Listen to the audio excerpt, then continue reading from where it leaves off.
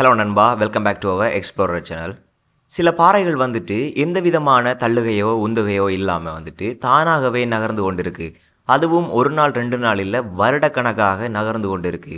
இது வந்துட்டு பார்த்தீங்கன்னு சொன்னால் 1972ஆம் ஆண்டு கலிஃபோர்னியாவில் டெத்வெலி என்ற ஒரு நேஷனல் பார்க்கில் இருக்கிற இந்த ஒரு இடத்துல தான் இந்த சம்பவம் நடந்து கொண்டிருக்கு.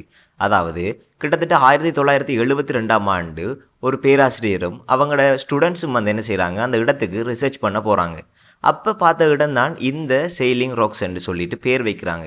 என்னென்று சொன்னால், இந்த பாறைகள் வந்துட்டு எந்த விதமான ஒரு தள்ளுகையோ இல்லை எந்த விதமான ஒரு ப்ரெஷரோ இல்லாமல் வந்துட்டு தானாக, இப்போ நம்ம ஒரு இடத்துக்கு போகிறோம், ஒரு இடத்துல ஒரு பொருளை பார்க்குறோம், அந்த பொருள் வந்துட்டு நம்ம போயிட்டு வர நேரத்தில் அந்த பொருள் இல்லைன்னு சொன்னால் நமக்கே கொஞ்சம் ஆச்சரியமாக தானே இருக்கும். ஸோ ஆரம்ப காலத்தில் இதை வந்துட்டு மக்கள் என்ன சொன்னாங்கன்னு சொன்னால், ஒரு சூப்பர் நேச்சுரல் பவர் இருக்குது, பூமியில் அப்படி ஒரு சூப்பர் நேச்சுரல் பவர் இருக்குது, ஏலியன்ஸ் இருக்குது, இல்லை வேறு யாரோ இதை தள்ளி வைக்கிறாங்க அப்படின்னு சொல்லிட்டு சொன்னாங்க. அதுக்கு பிறகு பிற்பட்ட காலத்தில் சொன்னாங்க, இல்லை இது ஒரு காற்றால் நடக்குது. சரி, ஓகே, ஒரு காற்றால் நடக்குதுன்னு சொன்னால் சின்ன கல்லாக இருக்கலாம். இது வந்துட்டு அந்த பாறைகள் பார்த்தீங்கன்னு சொன்னால் 30லிருந்து 50 கிலோ வரைக்கும் நிறையுள்ள பெரிய பெரிய பாறைகள் காற்றால் நகரத்துக்கு வாய்ப்பு இருக்கா? இல்லை.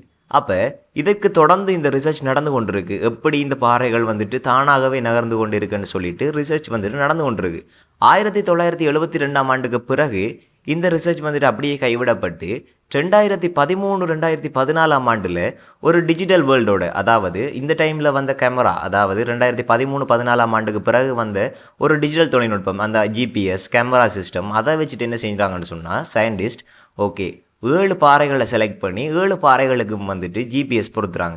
ஜிபிஎஸ்ஸையும் பொருத்தி கேமராவையும் பொருத்தி என்ன சின்ன சின்ன நுணுக்கமான அசைவுகளையும் வந்துட்டு கண்காணிக்கிறாங்க. கிட்டத்தட்ட இந்த ரிசர்ச் வந்துட்டு 7 வருஷமாக நடந்து கொண்டு இருக்கிற டைமில் தான் வந்துட்டு பார்க்குறாங்க, ஓகே இது வந்துட்டு அந்த கிளைமேட், அதாவது கலிஃபோர்னியான்றது ஒரு கூலான கிளைமேட் இருக்கிற ஒரு இடம்.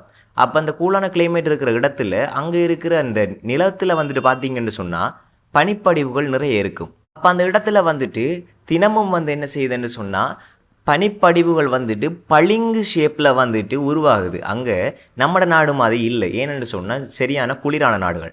அப்போ என்ன செய்யுதுன்னு சொன்னால் அங்கே இருக்கிற அந்த பாறைகளுக்கு மேலேயும் நிலத்துக்கு மேலேயும் என்ன செய்யுதுன்னு சொன்னால் பனி வந்துட்டு படிஞ்சு கொண்டிருக்கு.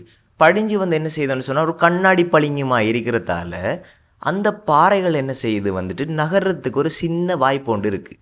எப்படி நகருதுன்னு சொன்னால், இப்போ அந்த கண்ணாடி பளிங்குகள் என்ன செய்யுது, உருவாகி சின்ன ஒரு சூரிய வெளிச்சம் கிடைச்சோன்னு என்ன செய்யும், எப்படியும் பனி உருவும். அதே சிச்சுவேஷன் தான் அங்கே நடக்குது. அங்கே கொஞ்சம் வித்தியாசமாக நடக்குது.